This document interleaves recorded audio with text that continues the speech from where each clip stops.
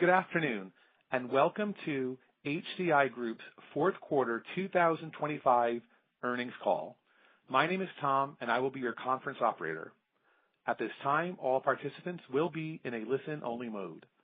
Before we begin today's call, I would like to remind everyone that this conference call is being recorded and will be available for replay through March 25th, 2026, starting later today. The call is also being broadcast live via webcast and available via webcast replay until February 25th, 2027, on the Investor Information section of HCI Group's website at www.hcigroup.com. I would now like to turn the call over to Nat Otis, HCI Group. Nat, please proceed. Thank you, and good afternoon. Welcome to HCI Group's fourth quarter 2025 earnings call.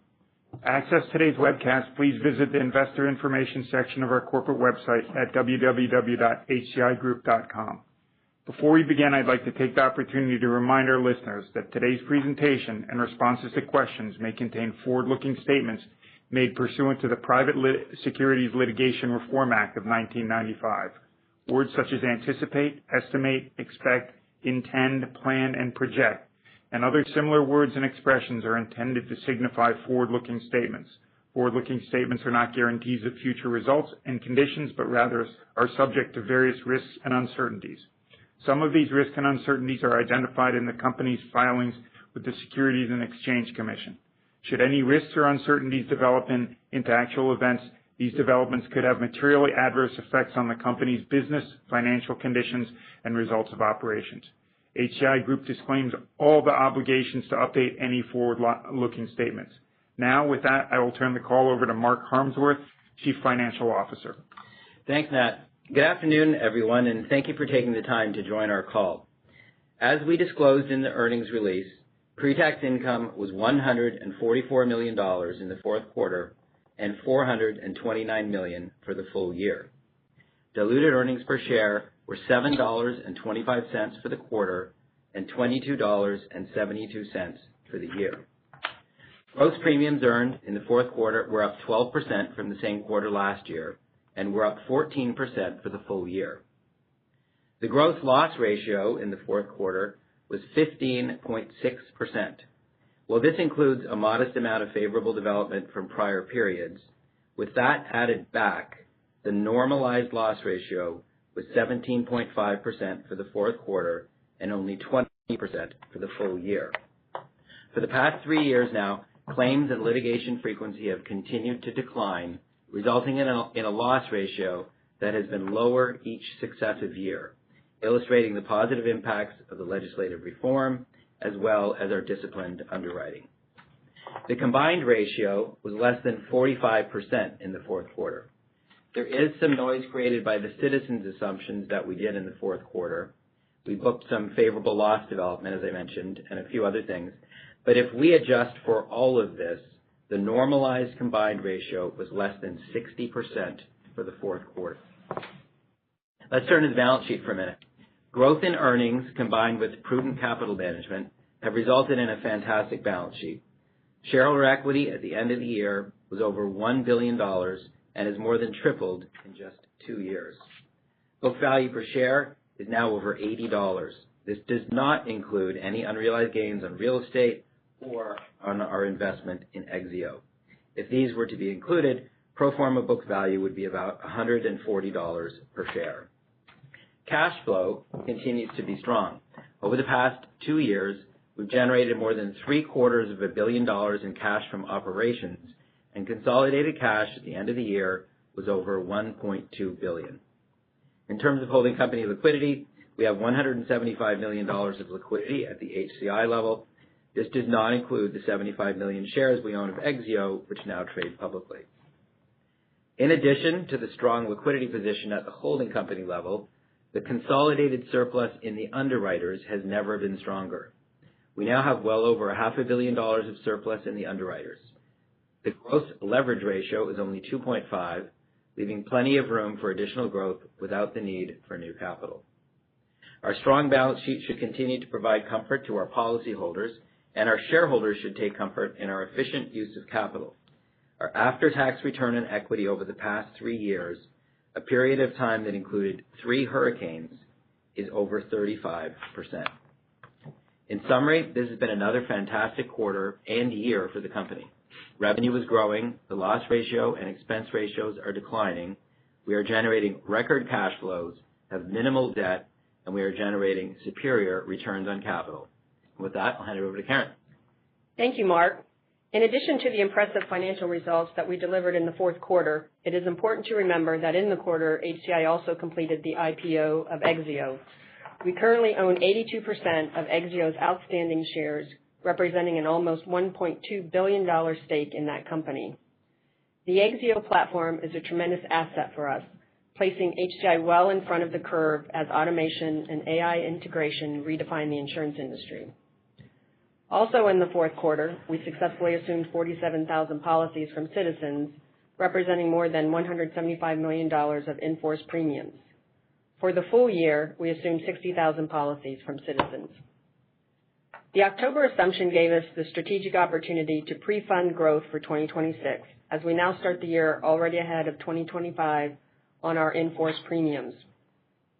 On the reinsurance front, we prudently chose not to lock in multi-year rates in recent treaty years or through cat bonds in anticipation of reinsurance market softening. Early indications are this was the right approach. For our June 1 renewal, we continue to work with our reinsurance partners to lock in more favorable terms. Layering in new business before the year begins and using expense levers to drop more to the bottom line gives us greater flexibility and readies us for future growth. First, as a reminder, HCI has historically been successful in taking advantage of market instability and dislocation. Following record results in 2025, increased competition and a much smaller number of policies in Citizens may put pressure on other industry participants who are more constrained in growing their businesses.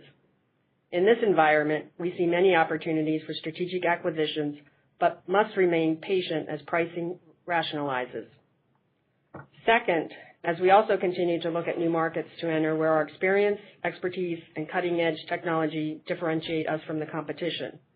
For example, we continue to monitor California's efforts to reform the insurance industry, since we see similarities in that market to the one we have successfully operated in for many years.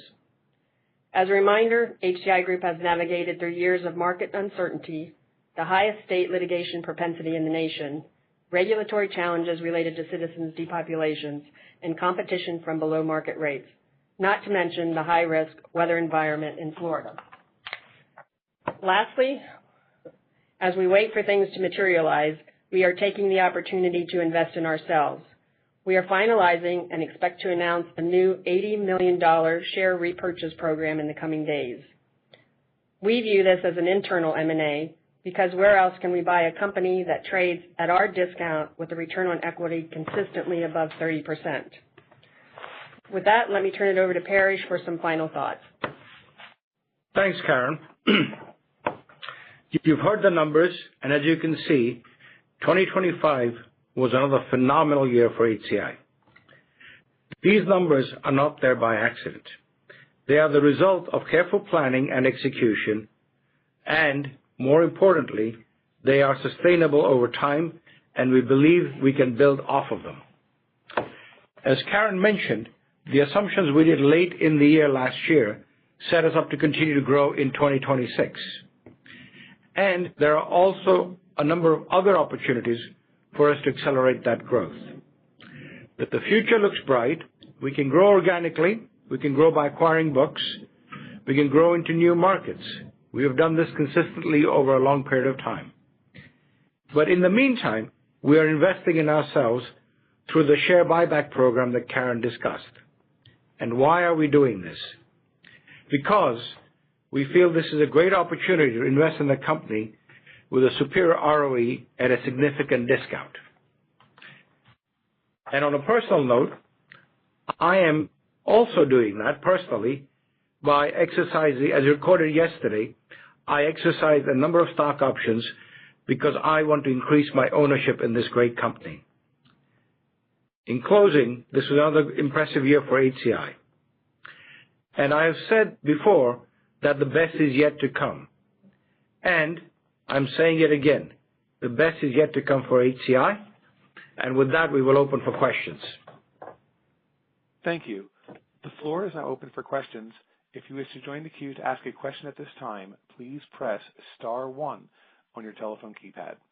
We do ask if listening on speakerphone today that you pick up your handset while asking your question to provide optimal sound quality. Once again, that'll be star 1 on your keypad to join the queue to ask a question. Our first question will come from Mark Hughes from Truist Securities. Mark, your line is live. Please proceed. Yeah, thank you. Good afternoon. How do you see pricing shaking out over the next year? Obviously, these are some pretty strong results. What is that going to mean for your rate filings?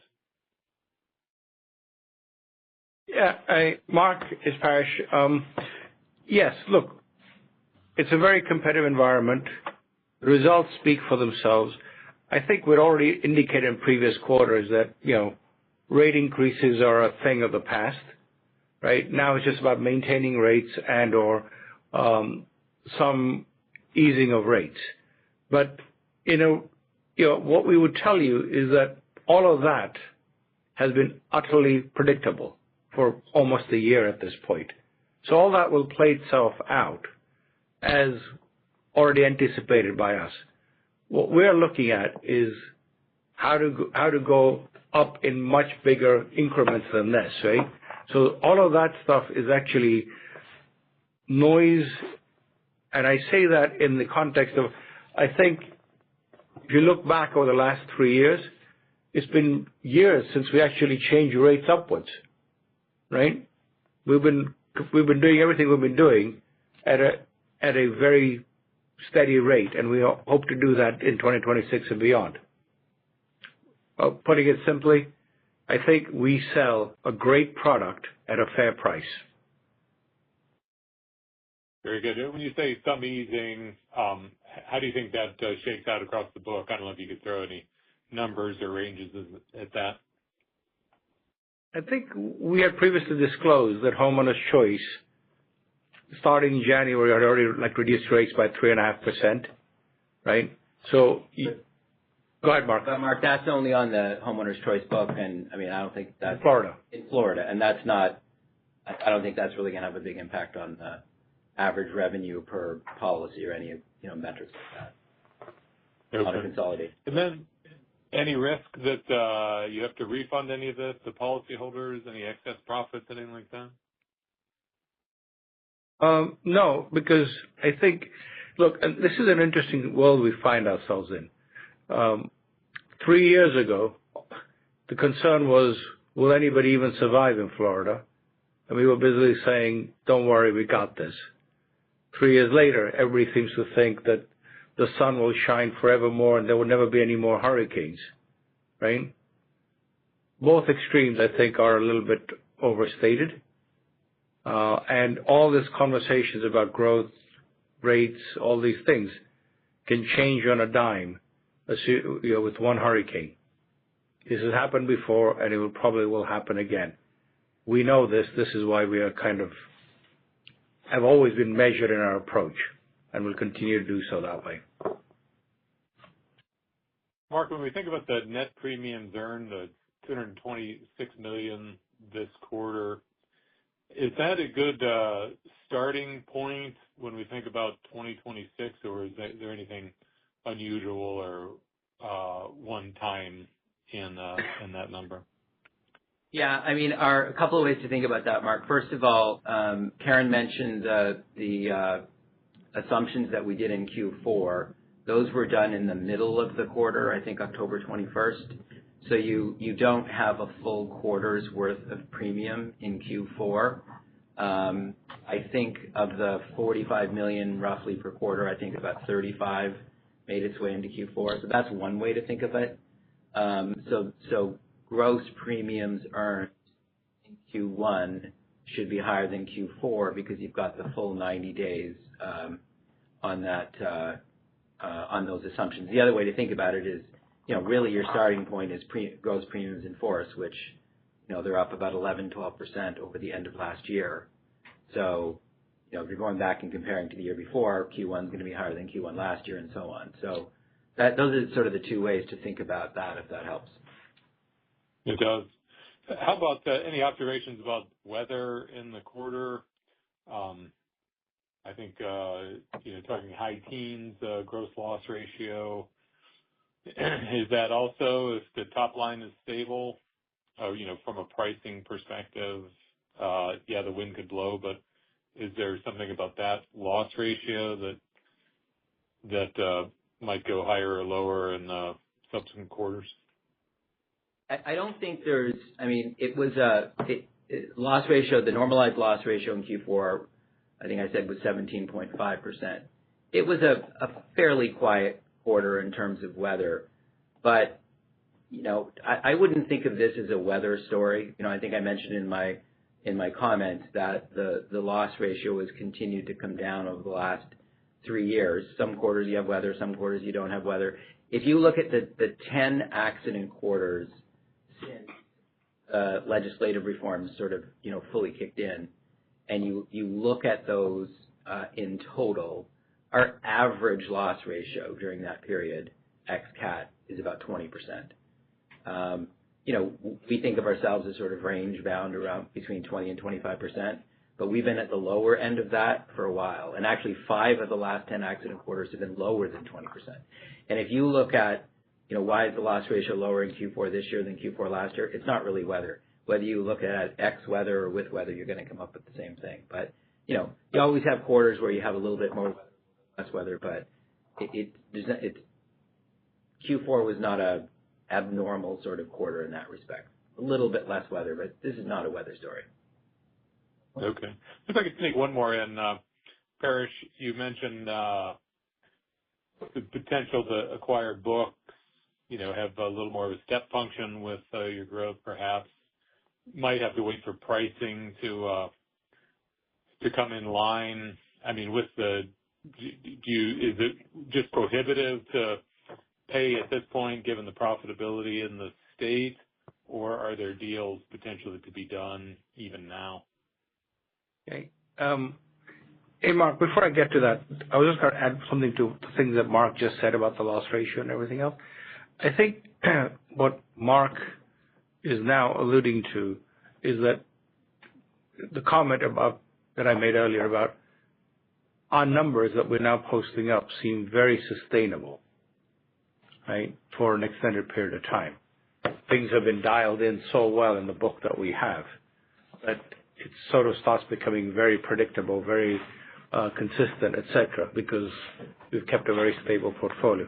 So it's not about just the numbers we put up. It's giving us confidence about the coming quarters, right, which is also very important because we've lived in lots of times where every quarter was uncertain. So we have that going for us. In terms of growth and acquisitions or whatever, I think there are opportunities out there. Obviously, there's a negotiated transaction between the buyer and the seller, and fundamentally, I think the biggest thing that's there in the bid-ask spread right now is that the sellers think that 2025 was an average year, and the buyers probably want to average 2025 over the last 4 years and get to a different number. So that'll get sorted out in the next few months as, is 2025 repeatable? And that'll set what the prices would be in terms of any purchases, et cetera, that might occur. Does that help? It does. Thank you. Mm-hmm. Thank you. And as a reminder, if you wish to join queue to ask a question at this time, you may press star 1 on your telephone keypad. Once again, that'll be star 1 on your telephone keypad at this time if you wish to join queue to ask a question. And your next question today is coming from Matt Carletti from Citizens. Matt, your line is live. Please proceed. Hey, thanks. Good afternoon. Paresh, I actually want to follow up. Hey, how's it going? I want to follow up on actually both of Mark's questions. If I could start with the kind of the pricing question and kind of understanding, the answer you gave and some of the comments in the opening about, reinsurance pricing and kind of what we're hearing in the market in terms of, potential magnitude of savings. Would it be safe to kind of view it as margins are unlikely to have downward pressure on them when you put those together, and that it's not out of the question that they could actually improve? Yes, I think we would conclude that, yeah. Clearly, the reinsurance rates are softening as well. And as you go through this, how much margin pressure there will be is, I don't think is as great as people fear. Yeah, that makes sense. And then if I can just follow up with a M&A question. When we think about, potential M&A that you might, look at, should we be thinking kind of Florida homeowners, or should we be thinking more broadly than that it could be maybe A, outside of Florida, or B, something more than homeowners? Yeah. Actually, Matt, I'm going to throw you a curveball on that question, right? Okay. In Mark's prepared comments, he talked about, when you factor in our Exio holdings and real estate holdings, stuff that sort of gets occasionally overlooked, book value is 140. The insurance operations is at 80, right? We've created $60 of book value by doing non-insurance things, so to speak, yeah? Yeah. Yeah, very fair. Yeah. Yeah. So when you're looking at M&A, and just to provide clarity to everybody as to how we're thinking about it, and I really need to tell everybody forward-looking statements, this is my aspirations. What we've done over the years is we always look at wherever we are and say, how do we get 3 times bigger or 3 times the size, right? And ultimately what we're talking about is how do we triple the share price from here? Because clearly earnings call, we're trying to do right by our shareholders, or people who trust us with their investments. So we are sitting here looking at it saying, how do we triple our share price from here? Because that is management is getting paid to do. And that doesn't translate into we raise rates 3% or we wrote one new policy or whatever. You've got to be now thinking about bigger moves up. And that's what we're doing, and that's where we see the opportunity, because we have a solid base from which to start off. Mark said $1 billion in shareholder equity, no debt, right? Karen's talking about how well the operations are running. So, trying to improve that incrementally almost seems like kind of like hitting a single when you should be thinking of home runs. And that's what we're trying to do. In terms of what we're trying to do in terms of M&A or anything else, any kind of growth. Got it. That's very helpful. I appreciate the color. Thank you. Mm-hmm. Thank you. Your next question is coming from Michael Phillips from Oppenheimer. Michael, your line is live. Please proceed. Thank you. Good evening. First question would be, I apologize if I missed this, I don't think I did, but could you give the gross written premium numbers this quarter and last year, 4Q, without Citizens? Without Citizens, yeah, it's Mark, just give me a second.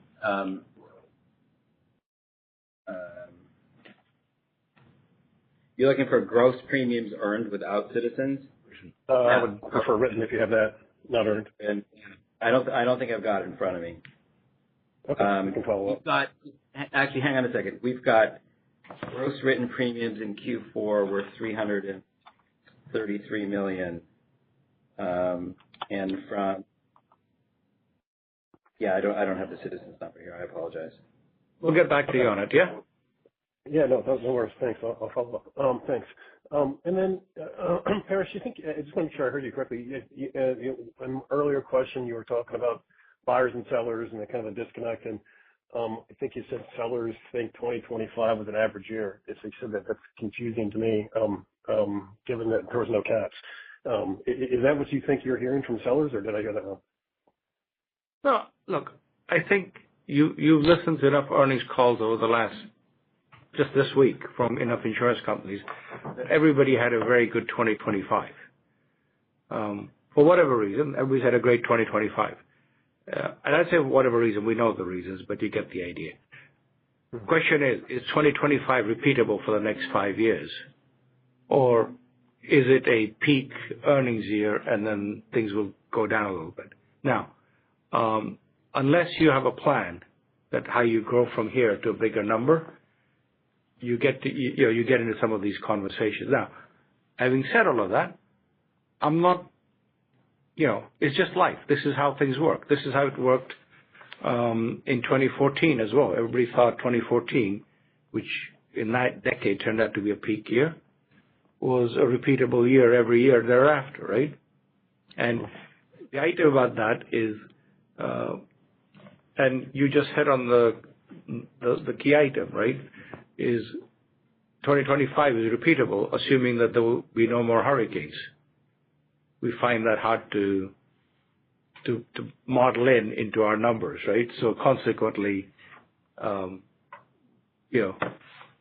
that's the disconnect between buyers and sellers. Okay. Yeah, thank you. And maybe it's just a quick numbers question for Mark on the expense ratio numbers. And I'm looking at net expense ratios. We're down pretty hard in the quarter. I guess I want to get some clarification on that. And I know there's some choppiness by quarter, certainly the G&A expense. But any commentary on how to think about just the overall net expense ratio from here? Yeah, you're comparing Q3 to Q4, right? Well, not just Q3, but 1Q, 2Q, 3Q. Yeah, I mean the expense ratio was lower in Q4 than it was in some of the previous quarters, and that's just sort of related to the way to the accounting related to bonuses in Q4. So we paid a considerable portion of the bonuses in restricted shares, which gets expensed over a 3 or 4 year period rather than in the current year. So the expense ratio was lower in Q4, and if you look at what the expense ratio was, whether you're doing it gross or net, in the second and third quarter, that's probably a better estimate of what you would see in going forward. Okay. Yeah, I was looking at net, Mark, but thank you. That helps. Okay, cool. That's all I had. Appreciate it. Congrats. Thank you. Thank you.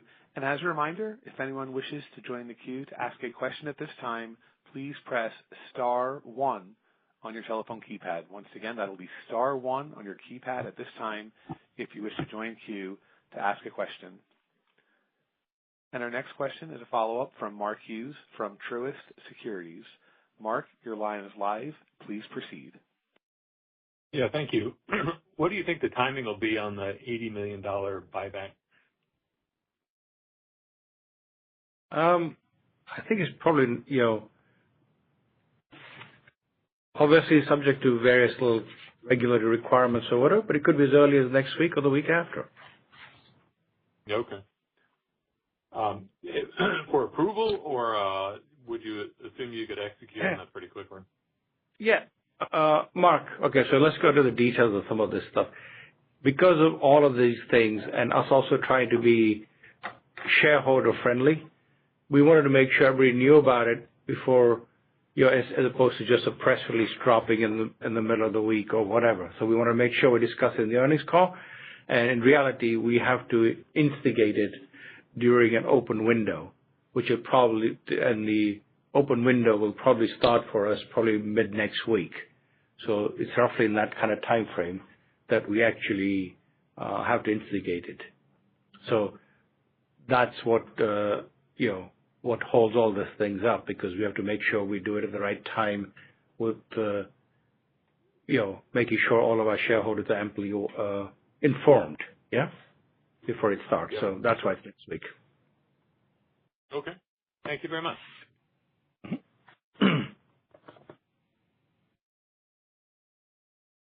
Thank you. At this time, this concludes our question and answer session. I would now like to turn the call back over to Paresh Patel, who has a few closing remarks.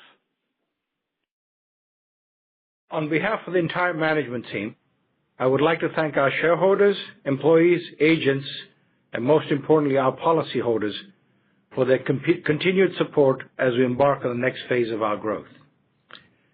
Thank you, and we look forward to keeping you informed in the future. At this time, this concludes our call. You may now disconnect. Thank you once again for your participation.